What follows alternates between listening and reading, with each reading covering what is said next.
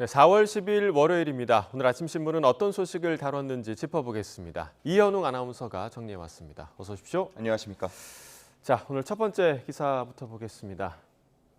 자, 지난주였죠. 좀 있어서는 안 될 일이 벌어졌습니다. 음주운전 차량에 또 초등학생이 세상을 떠났는데 빈소 분위기 정말 좀 참담했을 것 같아요. 네, 네. 빈소를 찾은 조문객 그 누구 하나 쉽게 유족에게 말을 붙이지 못했다고 합니다. 세상을 떠난 배양의 어머니는 어지럼증을 호소하기도 했는데요.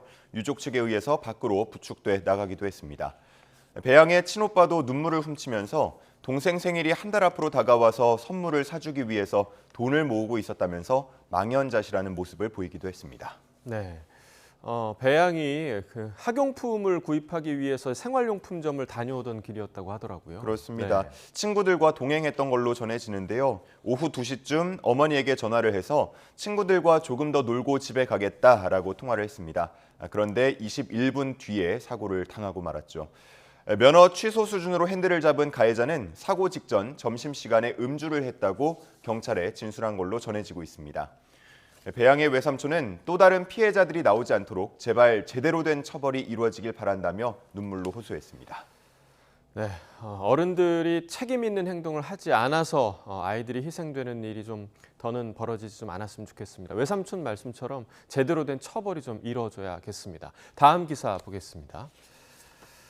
자, 얼마 전에 그 강남 학원가에서 뿌려진 이 마약 음료가 일반 그냥 가정집에서 제조됐다고 하더라고요. 그렇습니다. 네. 강원도 원주에 있는 한 다세대 주택이었는데요. 겉으로 보기에는 평범한 가정집이었습니다. 그래서 인근 주민들도 우리 동네에서 이렇게 뉴스에서만 보던 일이 발생했다니 소름이 돋는다는 반응을 보였다고 합니다. 경찰은 이곳에서 중국에서 공수한 빈병에 마약 음료를 만들어서 담아서 고속버스와 퀵서비스를 이용해서 서울로 보낸 것으로 파악하고 있습니다. 네. 자, 또 다른 일당인 김 씨, 그 인천에서 휴대전화 번호를 바꿔주는 중개기를 운영하던 사람이었죠. 네, 그렇습니다. 검거가 됐고요. 이 김 씨의 자택에서는 전화번호를 변조하는 데 쓰이는 USB가 97개, 100개 가까이 발견됐다고 합니다. 이걸 조사해 보니까 이미 이 중에 14개 번호가 경찰에 신고된 적 있는 번호였고 피해액도 1억 원이 넘는 것으로 나타났습니다. 따라서 경찰은 이를 근거로 이번 사건을 벌인 게 중국에 근거지를 둔 보이스피싱 조직일 가능성이 크다고 보고 있는데요. 따라서 중국 당국에도 수사 공조를 요청하기로 했습니다. 원주와 인천에서 검거된 길 씨와 김 씨에 대해서는 오늘 오후 3시 영장 실질 심사가 열릴 예정입니다. 네, 자 이제는 피싱 범죄가 이런 형태로까지 발생하는구나 싶은 그런 사건이었는데 이 강력한 처벌과 함께 또 강력한 시민들의 경각심이 필요한 시점이 아닐까 생각이 됩니다. 자, 다음 기사 보겠습니다. 자, 원숭이 두창으로 알려졌던 질병이죠. 엠폭스 지금 확진자가 또 발생을 했는데 이번에 지역사회 감염이라고요? 네, 그렇습니다. 네. 6번째 확진자인데 지역사회로는 첫 번째입니다. 이번에 확진된 엠폭스 확진자는 3개월 내에 해외여행 이력도 없고요. 또 해외 유입 확진자와 접촉한 적도 없습니다. 따라서 지역사회에서 감염된 걸로 현재까지는 파악이 되고 있고요. 방역당국은 감염 경로를 파악하는 데 총력을 기울이고 있습니다.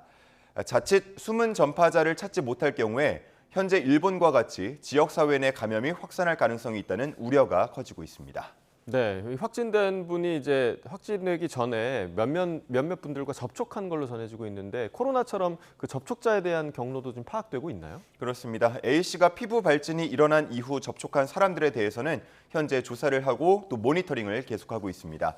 어제 기준으로 의심 증상이 나타난 사람은 아직까지는 없었다고 하고요. 하지만 잠복기가 통상 7일에서 10일, 또 최장 21일까지이기 때문에 꾸준히 모니터링을 할 계획이라고 밝혔습니다. 전문가들은 현재로서는 백신과 치료제 등 대응 여력이 충분한 상황이라고 보고 있지만 확진자가 어디서 또 어떻게 감염됐는지 모르는 만큼 모든 가능성을 열어두고 대비해야 한다는 의견 나오고 있습니다. 네, 자 오늘의 네 번째 기사 보겠습니다. 자, 제목에 보니까 배가 고파서 우유와 사과를 훔쳤다. 노인 장발장이 늘었다. 그러니까 고령층의 절도가 좀 늘었다는 얘기인가요? 네, 그렇습니다. 최근 5년 동안 65세 이상 절도 범죄자 검거 건수가 늘고 있습니다. 65세 이상에서 61%, 70세 이상에서는 73% 증가했는데요. 전국 절도 범죄 건수는 같은 기간 줄어들고 있던 것과 반대 양상을 보인 겁니다. 기사에서는 고령층 절도 범죄 비중이 늘어나는 데 대해서 고물가와 코로나19 여파로 취약계층이 증가한 것이 그 하나의 원인이라고 분석하고 있습니다. 한 경찰 관계자도 최근 고령 어르신들의 소액절도 사건이 많아졌다면서 배가 고파서 음식을 훔치는 등 생필품 절도 사례가 많아졌다고 전하기도 했습니다. 네, 뭐 연령도 연령이지만 이 제목처럼 훔칠 물건들이 뭐 우유나 사과 이렇게 소액인 경우가 많은 거잖아요. 맞습니다. 네. 이 경찰은 10,000원 이하부터 10억 원 초과까지 7개 구간으로 나눠서 절도 범죄 사건을 구분하는데요. 최근 5년 사이에 유독 10,000원 이하 소액 범죄만 늘어난 것으로 나타나고 있습니다. 따라서 기사는 노인 장발장 이렇게 표현한 건데요. 한 전문가는 노인 절도 범죄가 늘어난 원인을 철저히 파악하고 또 생계형 절도 범죄에 대해서는 처벌 외에도 재발 방지를 위한 지자체 지원이 동반되어야 한다고 말하고 있었습니다. 네, 뭐 방금 말씀해 주신 것처럼 이 생계형 범죄에 대해서는 원인에 대한 좀 면밀한 분석이 좀 필요하지 않을까라는 생각이 듭니다. 자, 다음으로 마지막 기사 보겠습니다. 자, 비행기 사진이 굉장히 좀 크게 나와 있고요. 위성을 비행기로 나른다.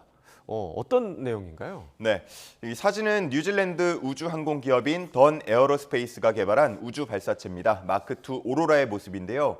길이는 4.8m로 중형차 크기의 비행기 모양을 갖추고 있는데 일반 비행기와는 달리 로켓 엔진을 달고 있습니다. 이 발사체는 마치 비행기처럼 날아올라서 우주에 인공위성을 날려보내고 다시 활주로로 돌아오도록 설계가 됐는데요. 현재 최고 고도 1,830m까지 시험 비행을 마쳤고 향후에는 100km까지 높일 계획을 갖고 있습니다. 네, 그럼 이렇게 이제 비행기처럼 우리가 이착륙을 하게 되는 거면 재사용도 가능해지는 건가요? 그렇습니다. 최대 1,000번까지 재사용 가능하도록 현재 개발을 하고 있는 상황입니다. 게다가 발사장도 따로 짓거나 운영할 필요 없이 기존의 공항 활주로를 이용하면 되니까 발사 비용을 최소화할 수 있다는 기대가 모아지고 있습니다. 하지만 아직은 크기도 작고 또 5kg짜리 물체 정도만 실을 수 있다고 하는데요. 던 에어로스페이스 측은 앞으로 5배 더 큰 마크3를 만들고 또 250kg짜리 인공위성도 실을 수 있도록 개발할 방침이라고 밝혔습니다. 이에 성공한다면 완전히 새로운 개념의 우주 발사체의 탄생이 될 텐데 과연 새 시대를 열 수 있을지 기대됩니다. 네, 정말 기대가 되고요. 성공을 또 기원하도록 하겠습니다. 네, 굿모닝 브리핑 이현웅 아나운서와 함께했습니다. 고맙습니다. 감사합니다.